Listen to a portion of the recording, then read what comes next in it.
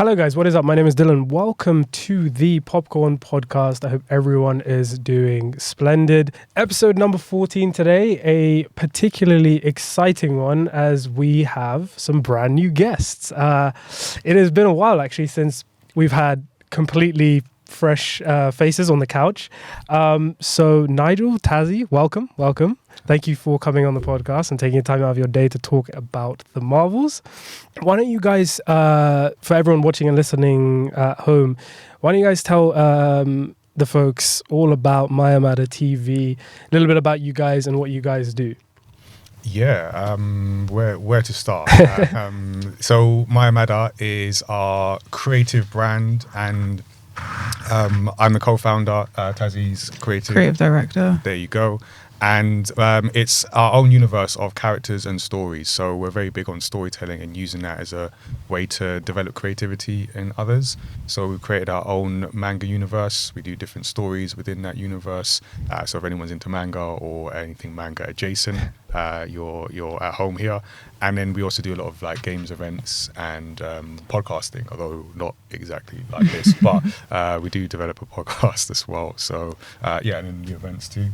Yeah, so we also do several events. So we do some events that are a part of our Do I Look Like a Gamer campaign. We have networking events and game design jams and round tables and panels.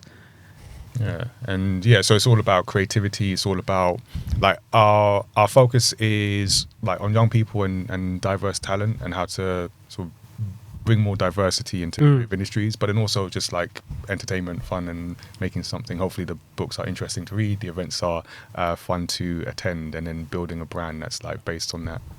Yeah, awesome. And you guys have been running this for quite some time now, correct? Quite some time. Yeah. So our first comic came out in 2013, so a whole decade ago, which makes me feel... Congratulations.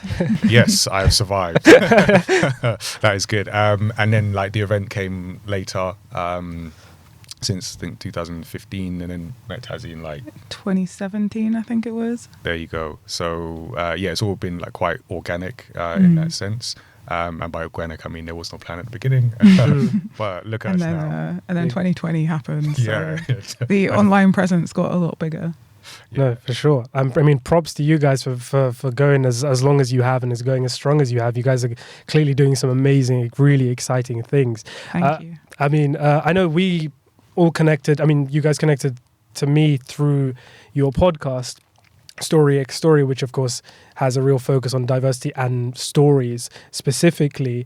I remember the first time you guys were kind enough to invite me was to talk about Black Panther, Wakanda Forever, which was awesome. I had a blast doing that with you guys. And then you guys had me on again, I think earlier this year, to talk about one of my all-time favorites, Whiplash.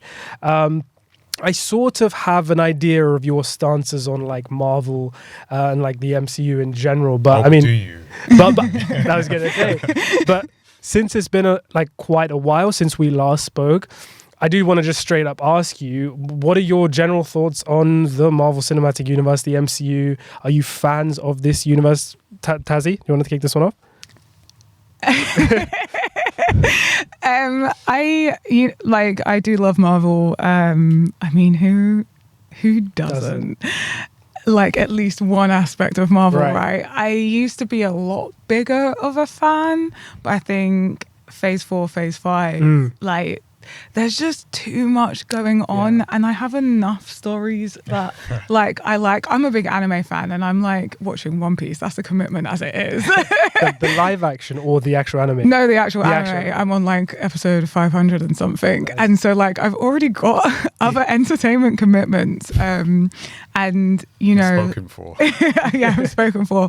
And as much as I still love the MCU, it's definitely a case of not like, whereas before it was like, no, I need to watch all of the movies. Now we've got like the TV series and there's so many movies, and it's a lot of commitment. It's a lot of commitment, and I'm a bit more choosy now. I'm not like, I need to watch everything. I'm just like, yeah, sure, I'll go see this, or if friends want to go see something, I'll see it. I'm a big fan of a lot of the women-led MCU that's coming out. I think that that as a woman is like just great to actually see that. And we'll get into more of that, I guess. Yeah, for sure. Talking about the Marvels, but yeah, still a fan, just not, if I miss one, I'm really not fast. You're not fast. Fair enough. And Nigel, yourself? Yeah, mine has kind of evolved, because so I come at two angles where, one, in terms of what they've done in terms of like building this universe, this cinematic universe that has interconnecting stories, that's kind of what I'm trying to do with Mayamada and our story. So we have a shared universe. We have different stories that fit within the universe, and over the years been trying to find ways to interlink them. Yeah. So on one hand, I'm like going into the films and literally taking notes on how we can do it.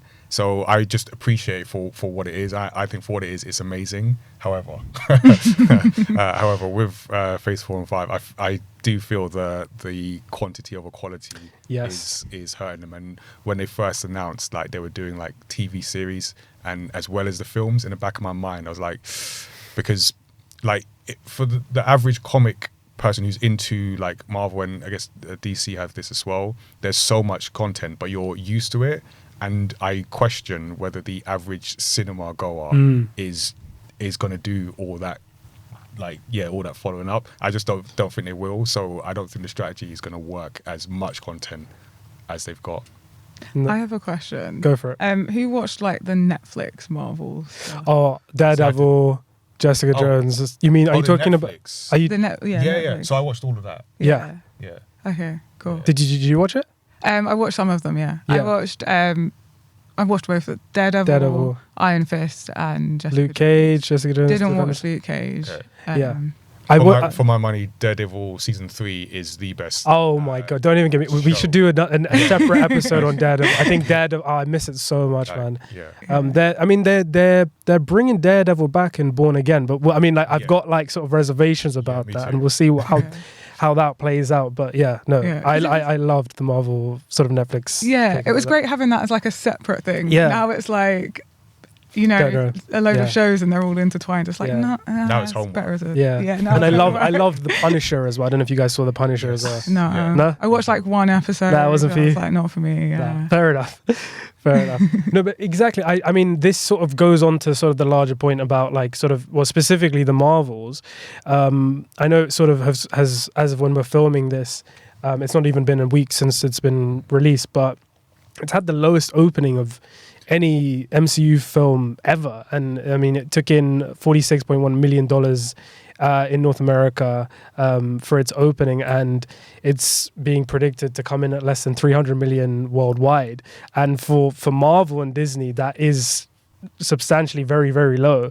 And I just wanted to ask you guys, what do you really think this comes down to? The sort of superhero fatigue, sort of building off what you guys were saying about the fact that there is just so much content out there. There's this sort of emphasis on quantity over quality, and having all these Disney Plus shows. I mean, speaking for myself, I mean, I consider myself like a really passionate Marvel fan, but even myself, I haven't actually seen all the Disney Plus stuff. And like, there was a time where I thought the possibility of that happening was like, it wasn't going to happen. I'd be there with every single project. But then they kept on coming. I mean, who really has the time for everything like that? I mean, I would love to sort of go back when I have time and sort of check them out individually, but just sort of to keep watching them within the sort of timeline, and then kind of watch the movies and have everything sort of all caught up. It's a big ask. And I wanted to ask you guys actually specifically, because there's this whole point about the Marvels being a film that you kind of need to do the homework for. We'll see. More so than any other. Yeah, I mean, I've heard people talking about this. As for myself, I mean, I haven't seen... Have you guys seen Miss Marvel, the show? I haven't. So I haven't. I saw the first 2 episodes and I didn't switch off, but it didn't materialize, and I didn't return to it. But coming into the Marvels, I didn't feel like I was losing out that much by not seeing it. If anything, it's actually kind of made me want to give it another shot, potentially. We'll get into that in a sec. But then, of course, there's Secret Invasion. I don't know if you guys have seen that. I wanted to, and then I heard all the backlash. I was actually disappointed, even though I didn't watch it. Yeah. Disappointed to hear that, the reaction it got. It wasn't that. Yeah. fantastic, apparently. But no, yeah, I mean, just coming on this topic of like quantity over quality, I do want to give you guys a refresher of everything we've had since phase 4 in chronological order. So phase 4, the first of which was I Am Groot, which is a sort of just breezy afternoon. You can just watch all those episodes. They're very like short. I don't know if you guys have seen them. Then we had the Black Widow movie, Loki season 1, What If, which is the animated series that they are doing, and I think the second season is coming out later this year. WandaVision. Have you guys seen WandaVision? I've seen that. Yes, that's amazing. Yeah. And then we had Shang-Chi and the Legend of the Ten Rings, which is actually one of my personal favorites. I loved that film. Love that film. The Falcon and the Winter Soldier, which was another Disney Plus show. Yeah. Eternals, which sort of kind of broke the Marvel formula a little bit. Yeah. And then people weren't too happy. Broke and some people too. Yeah, exactly. And then we, of course, had Spider-Man No Way Home, which was a massive hit. Yeah. Who doesn't love Tom Holland? Tom Holland, Tobey Maguire, Andrew Garfield, nostalgia levels high. And then we had Doctor Strange and the Multiverse of Madness, the Hawkeye show, Moon Knight. Then of That's course, really good. Yeah, I loved Moon Knight up until the last episode, I want to say. I feel that for a few Marvel shows. Yeah, I feel like they tend to sort of just revert back to the formula. And I'm like, why? You had something so great. And then, of course, we had Black Panther Wakanda Forever, which I think the three of us really enjoyed. Yeah. I thought that was really good. And we had She-Hulk, which I haven't seen, the Disney Plus show. I don't know if any of you guys have seen it. I really enjoyed it. You enjoyed it? I enjoyed it. I think I mentioned... Didn't we talk about? I don't think we definitely like in passing, yeah. You guys just did a whole episode. I feel we've done like a ad hoc episode where we talk about what we've been watching, and then it ends up in like a little mini. Because I enjoyed it, but for me it was because of the format of the show was like The Office, Parks and Recreation, which for me like The Office is like the bar. In terms of like that breaking the fourth wall kind of mockumentary thing. Yeah. And She-Hulk fell short of that. So it's not to say it wasn't good and enjoyable on its own, but I couldn't help comparing it and like it falling short in comparison. Yeah. So that was my issue. Fair enough. And then we have Miss Marvel, which Tazziii, you did watch. Myself and Nigel, we haven't gotten around to seeing the whole thing yet. And then Thor, Love and Thunder. Oh, we don't talk about that. There's not many films that I say that I think are bad, but that was definitely. Oh no, like there's only one film that I hate. What is it? Ready Player One. Yeah. Oh wow! I'm a big fan of the book. The book is amazing. It's a masterpiece. The film is terrible. Yeah. I feel like I'm a little biased though because Steven Spielberg is like my like hero. That's why it made it even more disappointing, especially since he directed. Right, we're doing an episode. We're doing an episode on this. But let's not shy away from the criticism of Love and Thunder. Because that film deserves. Yeah, no, that it really upset me because for multiple reasons, but. Because I'm a big fan of comedy and the way you can use comedy, but I felt they used it in a completely wrong way to undermine any dramatic moment in the film and constantly. And it just felt like if you're in college or something and you leave your assignment till like the last day and you rush and hand something in. That's what that film felt like, and it just really upset me. I wasn't angry. I was just disappointed. Did you guys like Ragnarok though? So I did, and I thought Ragnarok was. At the time, I questioned whether they had gone too far in a comedy. Right. Now looking back, seeing Love and Thunder, I felt they got it like literally on the line of just right. Right. Yeah. Ragnarok is the only Thor movie that I like. Like, not that I like, but I'm not a big fan of the Thor movies in general. I think Thor is a great character. Thor's movies are like just a bit lacking. I feel like they reinvented him a little bit with Ragnarok and what came afterwards. I actually, when I watched Love and Thunder, it made me like the first two better. I kind of missed those films a little bit, but no, yeah. I saw a recent interview, actually maybe today, with Taika Waititi, and they were asking whether or not Marvel has asked him to come back for Thor 5, and he was like, yeah, no way. He's focusing on doing like smaller, more indie films. But no, yeah, Love and Thunder was quite a letdown. Such a strong villain, Christian Bale. Such a strong villain, and then just made a whole joke about it. Like, could have been so good. And then we had Werewolf by Night, which was the Disney Plus Marvel film. I don't know if you guys. That one's completely missed me. That was that was for Halloween. They released it. Was that the one that they like? Okay, no. It was like all in black and white. And then they re-released it recently in colour. And I know, so I've got a lot of friends that are really You into making this up? werewolves. No. I've got a lot of friends that are really into like werewolves and horror, and like the disappointment that they made that in colour because its whole thing is the thing that is black. Yeah, I haven't seen the colour version, but I don't really want to. I think it was a good sort of thing that they did, and like it was a nice sort of. Even Michael Giacchino, who's like one of the returning composers, he directed that, so that was quite interesting to see sort of a composer coming in to sort of tell this story and tell this, like sort of come in and just do his own thing. But yeah, no, it was interesting. And then we had the Guardians of the Galaxy holiday special. I missed that. Yeah, I'm gonna have to watch like that. I love Guardians of the Galaxy. And that is the end of Phase 4, and then we go on to Phase 5, which kicked off with Ant-Man and the Wasp: Quantumania, which for me was really disappointing. I don't know about you guys.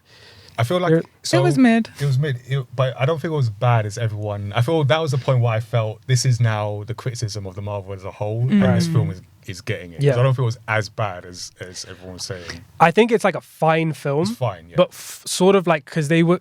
I think the disappointment for me came with to do with sort of Kang, and like because he's sort of supposed to be the big bad for this. Kind of thing, and I don't know. I don't think that was the right film to really sort of introduce him and kind of build him up. I'm not sure, but yeah, no. I was a bit iffy on Quantumania, and then we had Guardians of the Galaxy Volume 3. Amazing. That was fantastic. I think we Off the charts. No, I haven't met a person who hasn't. Yeah, no notes. Just brilliant. Which was James Gunn's last film before he's now stepped in over in DC and he's doing his own thing there. Then we've had Secret Invasion, which none of us have watched yet. Apparently, Secret Invasion, in conjunction with the Marvels, makes no sense with regarding Samuel L. Jackson's character. Yeah. It's almost like they're two different characters. Yeah. And apparently, we've actually benefited from not seeing Secret Invasion All right, there you go. going into the Marvels. That was a shame because when I saw the trailer, I remember seeing the trailer and thinking like, yes, this is what I want to see. It looks serious. Not that it looks more like Winter Soldier, Civil War type vibes. And not to say you can't have like jokes in that, but it just looks like a meaningful, substantive piece. And then apparently it's not. Apparently it's not. Who knows? I might check it out at some point, but we'll see. And then we've recently had Loki season 2, which just finished. I'm in very much the mind. I don't know if you guys have seen it. I've not seen season 2. Have you seen season 1? Yes. Yeah. So I'm very much in the minority here. Everyone's raving about season 2 and loves it, and maybe you guys might love it. I was a little disappointed. I mean, we won't go into it, but I don't seem to be on the same sort of page as everyone. I felt that about season 1. Season 1. Yeah, I struggled with season 1. I really dragged myself through season 1, not necessarily that bad. So maybe then you guys will actually like season 2 because I feel like they're very different. But no, we'll see. And then now, of course, we come to the Marvels, which released about 5 days ago. So yeah, let's talk about the Marvels then. I think before we get on into the discussion, I'm going to give you guys a brief plot synopsis for just to sort of kick off the discussion. So without further ado, so the Marvels, Carol Danvers, aka Captain Marvel, has reclaimed her identity from the tyrannical Kree and taken revenge on the Supreme Intelligence. But unintended consequences see Carol shouldering the burden of a destabilized universe. When her duties send her to an anomalous wormhole linked to a Kree revolutionary, her powers become entangled with that of Jersey City superfan Kamala Khan, aka Miss Marvel, and Carol's estranged niece, now Saber astronaut Captain Monica Rambeau. Together, this unlikely trio must team up and learn to work together to save the universe. So, guys, straight off the bat, were you guys excited to see the Marvels? What were your overall expectations for the film? Were you really excited to see it? Was it a film that kind of feeding into the sort of Marvel fatigue and the sort of overcompensation of shows and material? Were you a bit like, I'm not sure? I didn't even actually know this film was out. I am so off the Well, that's a good point though, because I actually don't think the marketing for this film has been spectacular as well. I mean, it was in the middle of a strike. Yeah, of course. Yeah. I just didn't know it was coming out, and then you sent the email. Hey guys, you want to talk about the Marvel? What's that? And I was like, yeah, sure. And then one of my friends was like, do you want to see it? I was like, actually, I have to go see it. Let's do this. And so zero expectations, which I love. I love going into a film with zero expectations, especially Marvel films, because I feel like everyone's expectations are so high that they don't let films just be themselves. Right. And so zero expectations, obviously watched Ms. Marvel. I've seen the Captain Marvel film and like every other thing that existed in phases before phase 4. And also seen WandaVision. Yeah. So familiar with all the characters. I really enjoyed it. I thought it was quite refreshing. I did have the thought of like, I wonder what this film would have looked like if the MCU wasn't this massive conglomerate thing, because I feel like it could have been more. Right. Because there was like a lot of points where it felt like they pulled back. Right. And like had to make it fit the overall narrative and the overall recipe of Marvel. Yeah. But I thoroughly enjoyed it. I really love Ms. Marvel.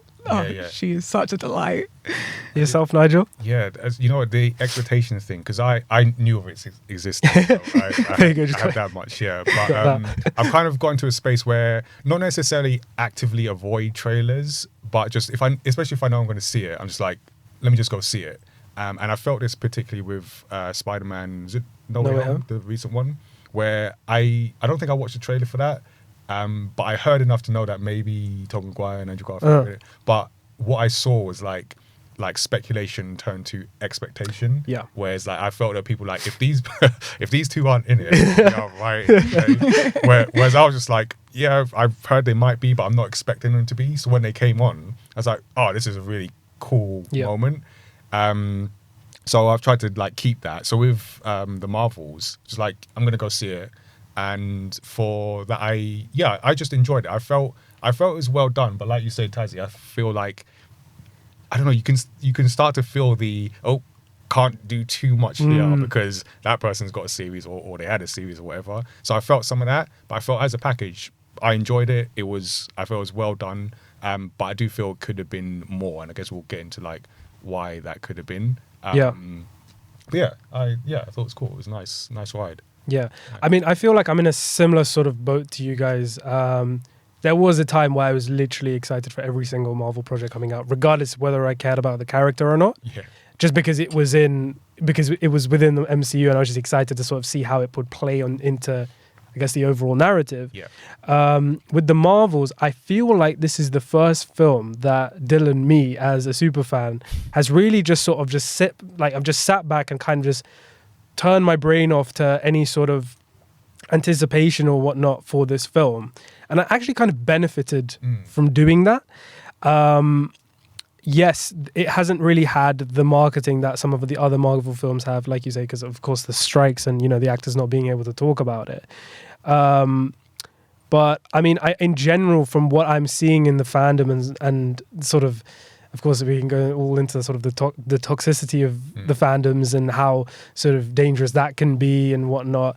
I was able to really sort of distance myself and just be like, yeah, you know what? I'm going to go see this on Friday. Just sort of chill out, kind of not turn my brain off completely, but just kind of go in with no expectations and just try and sort of see if I can kind of, enjoy it. And I think I did. I think I enjoyed it much more than I think a lot of people I'm seeing on the internet have done.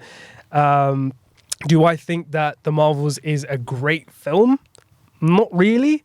But yeah, I think I enjoyed it more than most people in the fandom. And we can get into all of the reasons for and for not The Marvels. So yeah, I wanted to ask you guys just straight off the bat, what do you think is the best part about the film?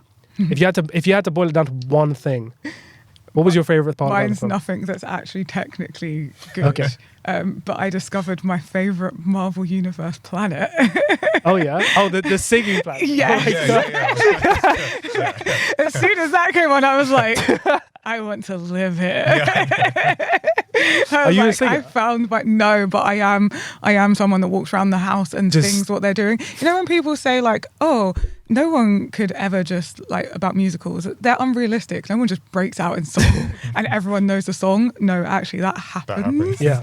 Like I do it all the time, and I have friends that I will just start singing a random song, family, and they'll just jump on it as if it's like this famous song and we're just actually just making it up. I am a Disney princess. That's my lived experience. Nigel, yourself, are you a Disney princess? I cannot claim that title, and yeah, not realistically. But I really like that moment. That was actually probably my favorite sequence in the film, just because that energy. Yeah. One, I'd love to be able to live on that planet if I. But just it felt different. But then for me, it was almost like a double-edged thing, because it was an example of this is really cool, but they could have gone further. Right. And I refer you to Exhibit B, Barbie, of the like singing sequences where they went like full in on those, and those were like really cool. They did something with no. But then I felt they stopped short, like even because he had that sequence where you're introduced to the planet and the people and the way they sing, and then the fight happens, and they could have done something where even like the way they fight was something, but it just went into a more traditional fight, it was a good sequence overall, but I just felt like they could have done more, but I didn't really enjoy it. I'm waiting for the musical.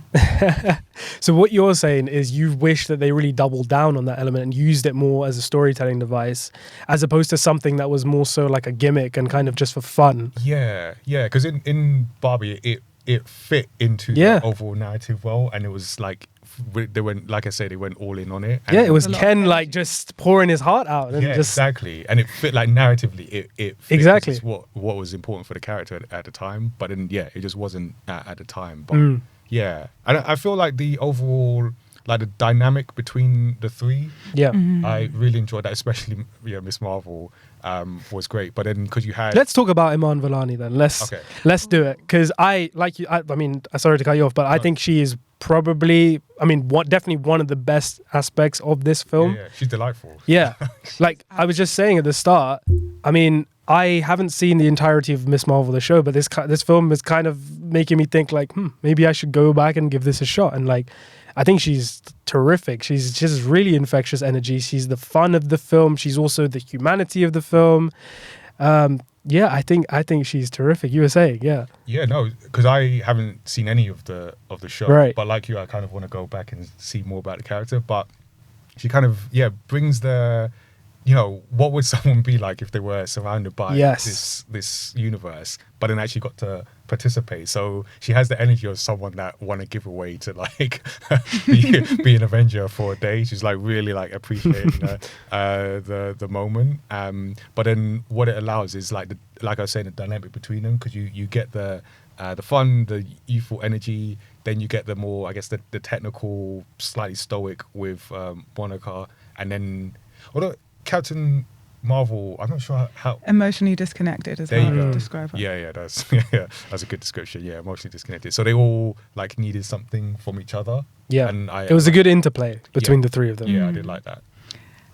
Her character, and I want to also add like what her family brings to it as well, because that is also brilliant. There's like when they arrive at the space station and the mum's just got her comically large bag. It's like, yes. Like it just fits. I love that they included that detail. But she's so refreshing, Amala Khan. She is like, she reminds me of one of my friends actually, which is probably why I love her so much. Because my friend is like my healing energy, in that very like that energy that like just that healing energy that she's got. Yeah. And she brings that. She's so young and doesn't shy away from emotions. She embraces it. She embraces it. Yeah. Obviously, like she's really close to her family, and community is a big thing for her. Her powers are inherited, through the bracelet that was inherited from her grandma. So she's got quite an emotional connection to her powers. As opposed to the other two that actually received their powers through trauma. Right. And she just adds this healing energy. I think it's the moment where she just goes and hugs. Yeah. Captain Marvel is like, get in here. Yeah, and like she's like, this is just what you do when someone's upset. You just hug them. She did not think about it. She just automatically done it. It's like, you need a hug. Yeah. And she done it. She was like, come on, why? Like, what is wrong with you two? Like you said, Nigel, it's almost like she's acting as like this sort of stand-in for the audience. Like, what would the audience do? Just hug her, man. Sometimes you know, when you're watching a film, you kind of just shout things at the screen to characters, just do this, and she kind of, she's very much like that. I saw a recent thing with her when she sort of went into a cinema and surprised fans, and yeah, I mean, she seems like she's got a heart of gold, and she should be kept around for as long as possible. Yeah. But like you were saying about the interplay between the three of them, I think one of my favorite things about the Marvels was Nia DaCosta's direction and the filmmaking behind this. And I have so Nia DaCosta, the other film that I saw from her was Candyman, the Candyman remake that came out a couple of years ago. And I was watching that, and when I was watching that, I thought that, you know, the filmmaking and what they were trying to do as creatives behind that film was really interesting, and like there was a lot of nuanced filmmaking. And I think that's one of the strongest things that this film has, is that she sort of brought a whole lot of energy and this sense of kinetic filmmaking, I guess, to a script that really I don't think is that strong. But this sort of nicely transitions into sort of the kind of standout moments of the film. One of my standout moments of the film is just straight up the first time the three of them are kind of switching powers and they have to fight. That whole sequence, I think up until that sequence, I was kind of just sitting in the seat just like this. And then when that started happening, I was like, right, wow, okay, cool, we're in. We're watching a film now. And I thought she was great. I think I really liked the colors that they used in the film. The whole visual style felt much more kind of my thing, as opposed to this sort of generic kind of corporate gray sort of tones that we've come to expect with a lot of Marvel projects. So there's a real there was a lot of pizzazz and personality in this film. That's what I felt. And whenever I'm watching a film, I feel like if I can feel that from the filmmaker, it's always an added bonus for sure. What were some of the other standout moments for you guys? I know you said about the singing planet. The singing planet. And I agree with you with like that initial like fight sequence. Yeah. That was awesome. But then also how they developed that, right. And like once they worked out how that worked, and especially the scene where they're like developing the skills through like playing jump rope and playing catch and counting each other in, and that was like just these beautiful moments to then build up on the singing planet, where was like the first fight where they were purposely coordinating. And I just like love like how the camera work just like moved between them, and you know, these sudden like transportations between them, like just I really enjoyed that. That's interesting you say that, because with that first sequence when they first start switching and it's all a bit crazy and all over the place, the filmmaking definitely reflects that, because it's very sort of montagey and choppy and stuff, and that's kind of reflecting their dynamic. They're confused, they're like, you know, they're struggling to like figure out what the hell's going on, and they're sort of fighting these goons at all corners of the universe. They sort of don't really know what they're doing or what's happening. And then by the time, you know, the next sequence happens, the filmmaking is a little more fluid and it's a bit more breathable, and you can see these guys are really sort of trying to like they're getting a grip on each other, and they're really figuring out not just who they are as, you know, superheroes, but also just individuals as peoples. And by the time the third act comes around, which we'll get into the third act, but they're all fighting as one, and it's a really sort of rousing kind of high point of the film.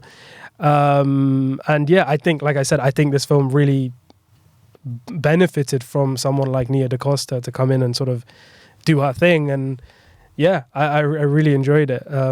Another big sequence that I absolutely loved was the whole Flerken sequence with the cats. That was that was gold for me. Like, let them eat you. That was legitimately like hilarious. I remember I was just that was a nice Like, so it was so hysterical to just see these. I mean, the crew of the Saber ship. Yeah.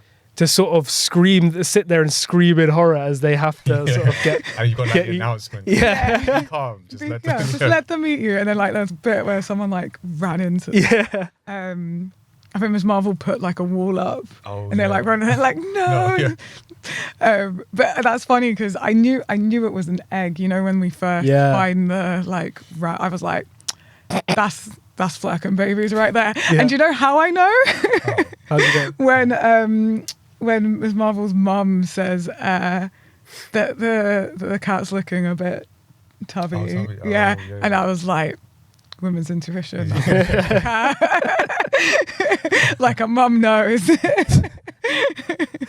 that's so true though. I really like I always like the moments that I'm gonna say humanize the villain or like gives insight into the villain's motivation. I didn't feel the villain was like great if we're marking on the curve of like, you know, right, Thanos, Killmonger and such.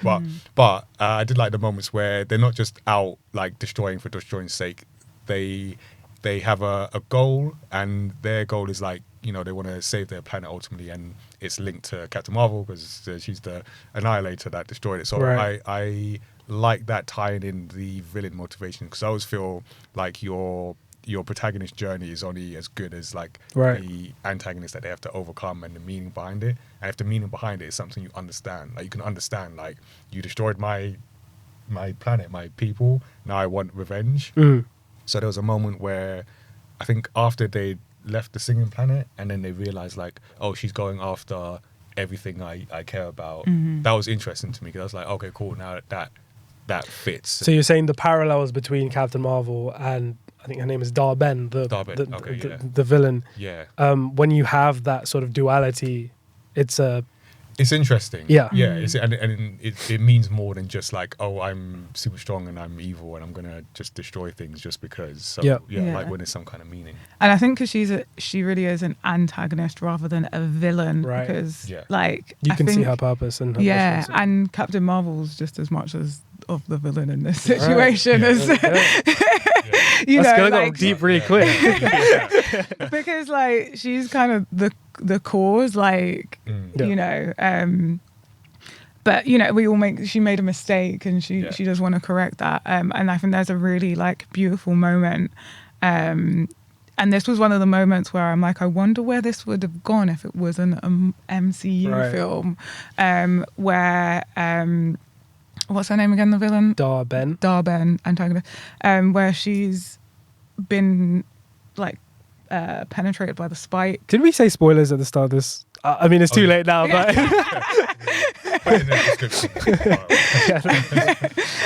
They all know. Yeah.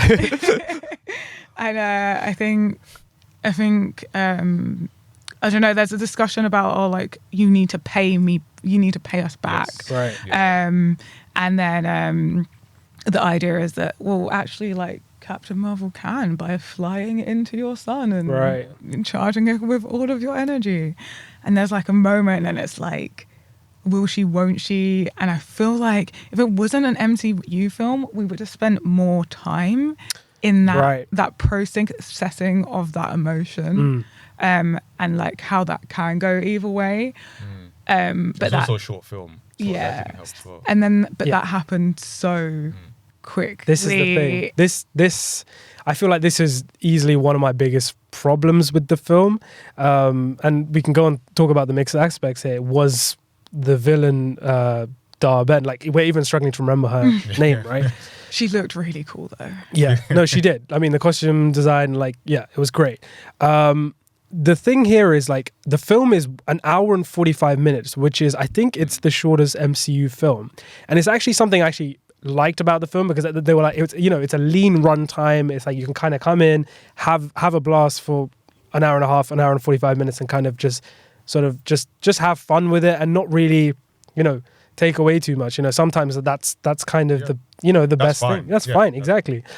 So I don't really have a complaint about the runtime. But what I will say is, with the villain, I feel like I was really disappointed, because I just feel like the MCU almost went back to square one with doing that villains, because they just did not give her any time. They didn't give her enough sort of, they had that one backstory scene where Captain Marvel sort of comes in and kind of, you can see it from her perspective of why she would, you know, not consider this supreme being a savior, but instead what she refers to as the Annihilator. Sure, I get that, but I understand, but it was just one scene. Like, I mean, I never really kind of, I was never really on her side. Yeah, and I feel that's the difference between, like, it's the show and tell thing, right? Because you can show it. So visually we saw it, but you don't feel it. And there's different ways where I go back to like Killmonger, where I felt like, the film Black Panther opens with Killmonger. Exactly. And you understand, and you don't just see it, but you feel it. So you almost go like, oh, he's got a point. Well, he does have a point, but but you understand it because they've spent enough time with it, so you can emotionally connect it. Versus just the fact of, yes, Captain Marvel destroyed a planet. Okay, next scene. Yeah, it impacts that. Hey, you're gonna have to remind me of the villain's name again. Dar-Benn. Dar-Benn. So because no one from Marvel is watching. Because we do see Dar-Benn right at the beginning, right? But with like a very evil seeming action.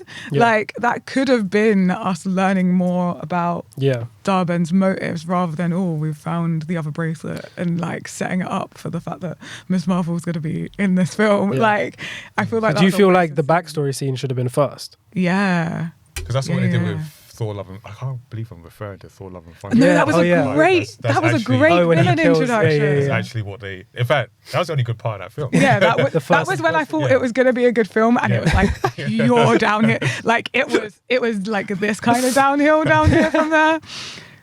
That was 90 degrees. But yeah, they could have given, like... I guess spent more time, or if it was going to be a short run time, just adjust how they, what they showed in that time to make you care, because they have done it before, right? So it's like, they know exactly. I mean, the talent is there. Like, you have people who can write, well developed and well fleshed out stories. I mean, I think like that is ultimately my biggest issue with the film, was I just wasn't really on board with the writing and the script. What I was watching was cool and it was fun, but I don't think the story behind it really sort of gave the film the backing that it kind of was asking for.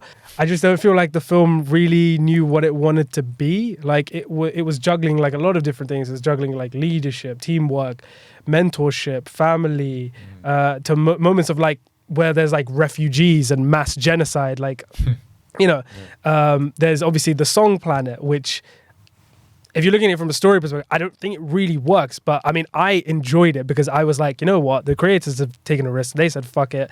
Let's just have it in the film. And I kind of love that. And I was able to enjoy that sequence for sure. But then straight after that, I think, like you said, Nigel, sort of the villain the antagonist just sort of comes in and starts just murdering people. So I think like tonally, it was a little inconsistent for me. And I mean, look, you have like this goofy, charming kind of interplay between the three of them, between Monica, between Carol and Kamala Khan. And then we just cut to a villain who is just intent on basically destroying, those two tones. I don't know. Like, I don't think they gelled as well as, I don't know. Yeah. No, I feel it can work because Marvel have, I guess, like maybe not perfected, depending on your perspective, but that that humor with stakes they have. It is their thing, that's what they've. And I think this is one of the things when you have such a short runtime, maybe it doesn't give enough of the scenes, enough of the feelings, time to breathe before you're into a different tone. So I feel I kind of see what you're saying. I guess it's not that it can't work; it's just can it work in that short space. No, exactly. What do you guys think about the third act of the film in general? Sort of, they kind of have the climactic battle, and then what ends up happening is she sort of rips a hole through space-time, and then another reality starts pouring in. What did you guys think about that? This was my point where the point where I was like, oh yeah, this is an MCU film. Yeah, right. It all has to tie in somewhere else. And like it made it so rushed, and I feel like they were trying to pack way too much in there, whereas I feel like this is where we could have had room to breathe if it didn't exist as part of a whole other mega universe that we're trying to create. I did get a little excited at the post-credit scene. Oh yeah. Not gonna lie. As much as I'm like, oh man, why is there such this like big more interconnectedness, more. I was like, oh, okay, well, where is this going? Were you expecting that? Had you heard anything about the X-Men sort of? No, I honestly thought we was gonna get something from, what is it, the TMV, the new one from Avengers. Loki. The TVA. Yeah, the TVA. That's what. Like, I thought we was gonna get a post-credit scene about those. Right. So nice surprise. Yeah, nicely surprised when it wasn't, because I would have been like, oh god, here we go. The final episode of Loki season 2 came out on the same day as the Marvels. So they kind of just sort of like shook hands in the middle, I guess, and just sort of had conclusions to their own like little stories.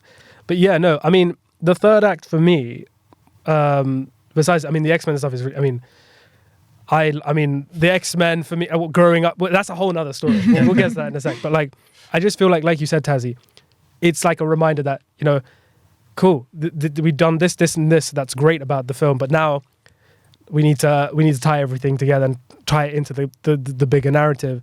It kind of just came out of nowhere for me. And then they just ripped a hole through space-time, and then Monica has to be the one to kind of close it. And then I also feel like, because Monica, like, if you haven't seen WandaVision, you're kind of you're gonna be a bit confused as to who this character is. I feel like, who's the character and whatnot. And so the emotional connection there with Monica isn't as sort of prominent as I feel like it should be. You know, when you have, at least for, I'm just speaking on behalf of the average viewer who hasn't seen WandaVision. You know, it should be, I feel like it should be like a kind of harrowing moment for Carol to realize, like, you know, she kind of failed her before when she was a kid. She never came back or anything like this. And then not to be able to do that again. I feel like there was some potential there for the, you know, there to be some like a real emotional kind of moment. I don't think people massively missed out from missing Monica and WandaVision. To be honest, like, I kept forgetting. Until they would like reference it. And I was like, oh yeah, that's how she got her powers. But I don't think it's like a massive thing, because I don't think they emotionally connect with her story in general. WandaVision in general. Yeah, just in general. Right. I don't think they've emotionally hit that point. They've just kind of put her in these positions so that they can line her up for her existence in the wider universe. Yeah, fair enough. Like, I don't think they've given her enough weight and given that relationship enough weight, period. And I feel part of the problem that Marvel are gonna have now they've introduced like the multiverse, is it kind of removes some emotion from moments like that. Yeah. Because even though, so the end credit or the post credit scene I wasn't expecting, but I wasn't necessarily like, oh, she's gone forever. Right. Because, you know, somewhere, and again, I go back to what I was saying earlier about, like, in the comics, I guess, like, comic readers might be used to that. But I feel for your average cinema goer, and even, like, just for myself, I feel, is it like, basically, I need to see a body.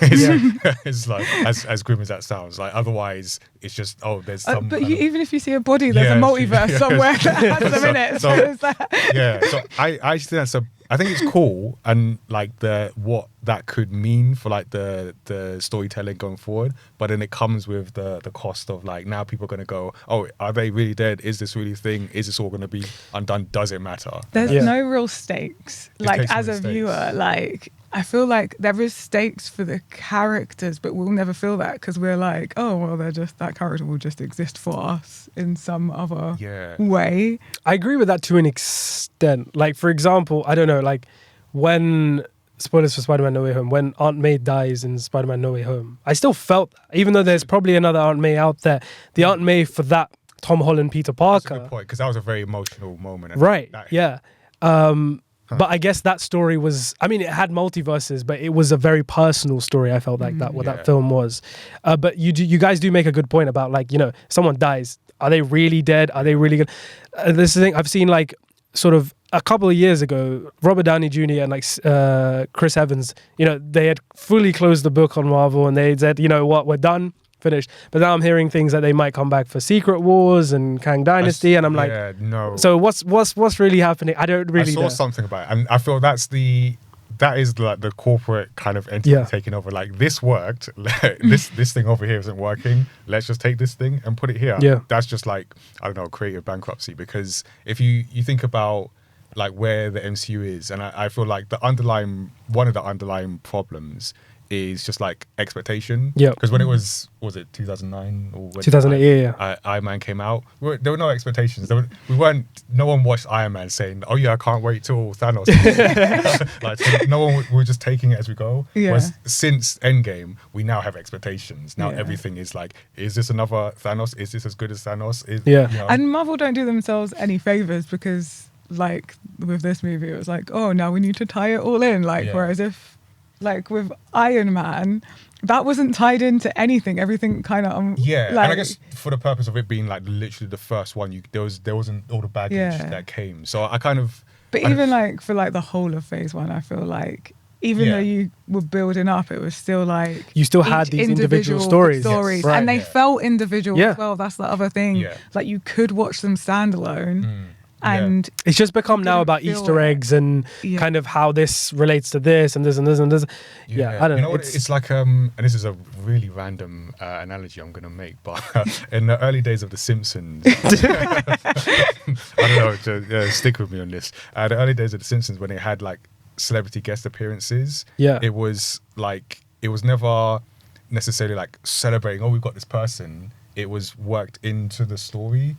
And it wasn't always even flattering necessarily. And then further down the line, now everyone wants to be in The Simpsons. And now, hey, we've got this person, now we've got this person in. And it's made about them. It's made about the reference rather than the reference adding to the story. I feel like maybe Marvel is at risk of doing that. Like, oh, we have to make the reference rather than we have to tell the story. And then how can we add in the reference? I think I made it with that analogy. I'm not sure. No, I think, no, exactly. Okay. No, I feel like, I think basically what you're saying is like, focus on the story being told, do what you can with the character, play off, and then later down the line, maybe see how it kind of could potentially tie in. But then I get it, because again, I always try and put myself in a position. I mean, I wish I was Kevin Feige, but put myself in a position as someone who's mainly on a very on a fraction of a scale, by trying to build like a universe of different interconnected stories. So I'm of a mind of like, everything like we do as Mayamada, it fits into the wider story,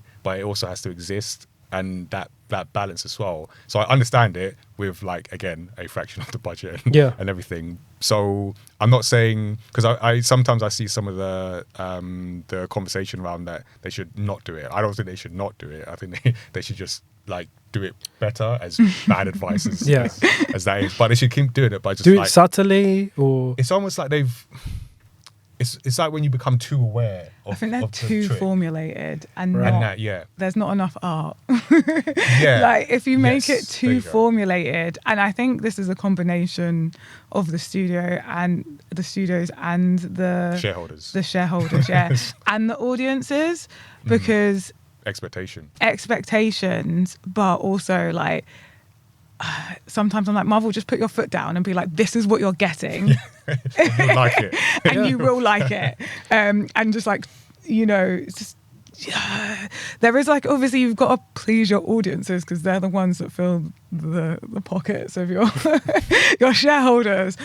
But like, I feel like you're big enough to take more risks. 100%. I completely agree with that. I think it's a really difficult situation at the end of the day, because like, you can't please everyone. The bottom line is, you can't please everyone. Everyone's going to want different things. You know, when people started saying after Endgame they wish they had less of this connected universe and more sort of have films that were more filmmaker driven, and then we got something like Eternals, which kind of took a risk. People didn't like Eternals, and they was like, oh no, how does it? So like, they also don't lean into it. They kind of like paddle in the shallow end. Absolutely. And if you're going to do it, you have to do it. You have to commit to the bit, otherwise it is fail. Yeah, and I feel like Kevin Feige and just Marvel in general, I feel like they're kind of starting to listen, because with recent financial performances from these films and these projects. I think next year they were supposed to have 3 new films coming out. They were supposed to have Deadpool 3, Captain America, New World Order, and something else. I can't remember what it is. But now they're just having Deadpool 3. And they're kind of like sort of slowing down, pausing a lot of production, not pausing production, but delaying projects, Disney Plus shows, to sort of let the audiences and the fans kind of sit with the material that they have and let that kind of breathe and take its own and have its own effect. Yeah, and I think not to get like too corporate speak, but because Disney have like Bob Iger has come back after leaving, and I think what happened is with the pandemic, everyone's like streaming. We have to do streaming, and that means content. You just have to keep putting out content. So the previous CEO, who was also named Bob, I think. So it was like good old Bob. Good, just going to push this out. But I think with Bob Iger coming back, he's like, let's slow this thing down because I mean, streaming's got its own like issues as well. So I think that's a good thing, learning that it's not quantity over quality. It's like let these things breathe. And strikes as well really massively affected that. Definitely. We got quite serious there, quite corporate, quite entrepreneurial, I would say. I think just to sort of conclude this episode, I would love to actually kind of I briefly spoke to you guys about this beforehand, but sort of bringing this new segment to the podcast, which I haven't really figured out a name for, but essentially we're going to be reacting to some one-liners and sort of short reviews from Letterboxd. Just as a disclaimer, this podcast is by no means sponsored by Letterboxd, but if anyone from Letterboxd is watching or listening, I do love you guys, so just hit me up if you feel like it. So essentially, guys, I'm going to read out a bunch of different responses to the Marvels by Letterboxd users, and we're going to react to them and say, you guys can say whether or not you agree or disagree. So yeah, here goes. Wow, this first one is straight in there. So it's probably KC says, Marvel made a good girls sleepover movie and you Twitter incels aren't invited. Okay. They did literally sleep over. So. Yeah, they did. That was literally the movie. I was worried where that was going at the beginning. I was like, this could be positive or negative. It was a sleepover. It was a superhero sleepover. Never thought of that. And very much here for it. It was. I'm sorry, but the MCU has been so male-led heavy, right? And it's really nice to have 3 different women superheroes, and they're all very different. And so it was and it was a bit like a sleepover, we even played jump rope and but I don't think it's been a we agree with that. Boys Fight Club for the past however long. So Boys Fight Club and daddy boy issues. clubs. Exactly. It's nice to not have daddy issues. So up next we have Kevin Tarazzi, who has rated the film 2 stars out of 5 and says, these stars are not for Iman Vellani. I will sacrifice my own life for Iman Vellani. Wait, the stars are not for her? They're not. It doesn't really make sense, to be honest, because it says these are not for Iman Vellani. I think he's trying to compliment her and say she was the best part about the film, but kind of the rest, Okay. Sorry, Kevin, you need to rephrase that. Yeah. So Yonoella has just straight up said 3 queens meeting in space to maximize their joint slay. There is even isn't there a bit where Fury is black magic. Black woman magic. I was like, black magic's a different thing. You're talking about 2 very different things there. different podcasts. We'll call that one at midnight.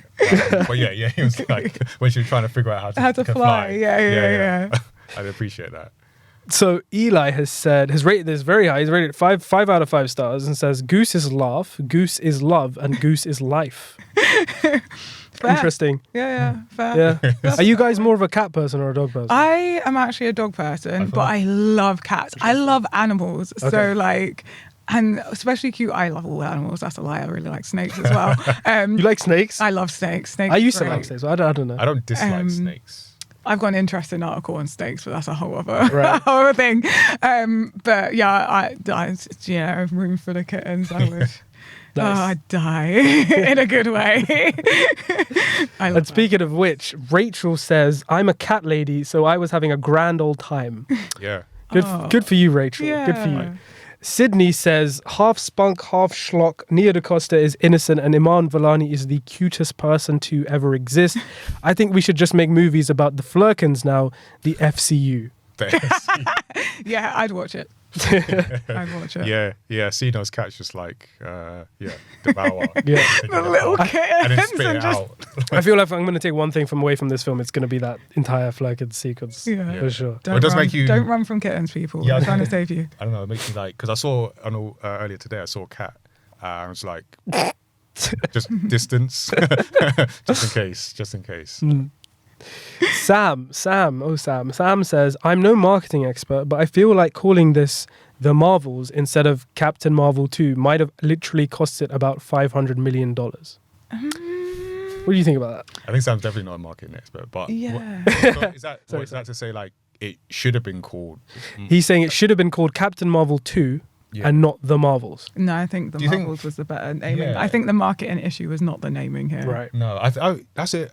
I think it's Really better as The interesting point. Marvels. Yeah, I think it's better. I agree as well. Yeah, but I also know how you'd be surprised how slight changes. Yes. in things. Yes. And like the thing that comes to mind, again, I'm going to throw in another random analogy here, but the change from like the Wii to the Wii U, where a lot of people didn't realize it was a whole other console, even though like it was pictured and everything, but it just thought it was an addition, and that did terrible sales wise. So maybe there's a point there, but yeah, I feel the Marvels is I feel that I think works. especially with the MCU being so bloody big, we get like the second of a lot of Marvel films. Yes. Yeah. Like, you know, it was nice, and because this is the Marvels, this is like, if you've watched Ms. Marvel, you might, especially at this point as well, you might have come in not being like an MCU person. You like, don't forget that this is a point where loads of new people are coming into the MCU. Like they're capturing a new audience, maybe a younger audience that weren't alive. That's true, And like Captain Marvel, I think, is for an older audience, and Ms. Marvel is for a younger audience. Not to say that you can't watch either, but you know, like, so calling it The Marvels sort of caters to both. I mean, I kind of agree with both of you. I also think that, I mean, they both have the word Marvels in it. Yeah. Like, just, I mean, We could have taken out the. Yeah. Yeah. Luke 3W3BB says, more and more every day I start to empathize with Martin Scorsese. Ooh, that's a deep. That's another podcast. That would be an interesting podcast. Yeah. I mean, didn't he? Just release a 3.5 hour. He did. We spoke about it on the last episode, actually. Okay. Yeah. Ooh, yeah. That I understand. Right. So my thing is like with that whole controversy is that you can. I mean, we've just spoken for ages about like Marvel films and how much we do enjoy them, except Thor. But you don't want every film to be like it, and I understand what Scorsese, or I feel I understand what I took from it, is that we don't want every film to be like that. I think one of the downsides of the success of Marvel is that everyone else tries to go, that's what we need to do. That's not what everyone needs to do. I like some of what DC does with its like standalone things and just films. I was thinking earlier in the week about Dune, and that being a film where there's no quips, it's just a quote unquote serious film, and I really enjoyed that. But so I understand that, but then I do like what Marvel are doing for the most part. Yes. So I don't know. I think everything has its place. Like, it's just... But who am I to disagree with Scorsese? So Noen says, not gonna lie, I gasped when the Beast appeared in the post-credit scene. Well, Beast. I mean, so did I, to be honest. I probably gasped a little too loud. I feel like everyone around me was like, what? That was cool. And I'm excited to see how that kind of ties, especially with Deadpool 3 next year. And that's going to be really cool. I think I also had like loud audible reactions. I was like, no, like that whole, like what? It's a couple of minutes clip. There was So, yeah, and they played the X-Men theme from the original films as well. And I was Cinema Joe says, I saw the movie approximately 5 minutes ago, and gun to my head, I could not tell you the name of the villain. Iman Vellani is innocent. Was it? Did you write that? Just discovered your alias. Cinema Joe. Interesting. The film Drunk, who, by the way, I love this guy. You should check out his YouTube videos. They're really cool. The film Drunk says, did they forget to develop the villain past one backstory scene? That's kind of what we were talking about. Yeah. This is one of my favorites. Saint. Let's see if it's a Saint after this. We could have had Dune Part 2 this week, but instead we got this. Oh, damn. Oh no, I way preferred this. Dune is long. No. Oh, you weren't a fan? And No. I feel like Dune. I didn't watch it in the cinema, and I feel like that was I think that's a big, because it's like a yeah. visual art Yeah, piece, yeah. not so much like a film that you sit down Yeah, and enjoy yeah. for the lols. That's why I'm with Scorsese. Oh, I can't even. No. I can't imagine watching that. But sorry, go. I stand with Scorsese. Some things have to be watched on that scale. Mm. But Yeah, For sure. And the final one we have here is Tyler, who simply states, let Iman Vellani run Marvel Studios. It's a lot of love for Iman Vellani, including us. But I think on that note, guys, I think we are going to conclude the episode here. Thank you so much for coming and joining us and talking all about the Marvels, the MCU, corporate strategy, I guess. And let's give Disney advice on corporate strategy. yeah. One day we're going to be in for consultancy. Yeah. They've never taken us up on it. Yeah. But we could try them. They're probably secretly listening to the podcast. They just don't want us to pay us for it. Yeah, Kevin Feige. We'll find you. It can all be traced back to this one episode. Yeah. No, but seriously, guys, thank you so much for coming and taking time out of your day to come and jump on the Popcorn Podcast. It's been a real pleasure having you guys here. For everyone watching and listening, Tazziii and Nigel's links will all be linked down below. The guys at MAYAMADATV are doing some really exciting and really cool stuff. So you guys can check out all of that down below in the comment section, not the comment section, the description box below. Don't go to the comments. Don't go to the comments. Scorsese's going to be in there. But yeah, guys, thank you. On that note, we're going to conclude this here. Thank you guys so much for watching, listening, and I will catch you very soon in the next episode of the Popcorn Podcast. Cheers.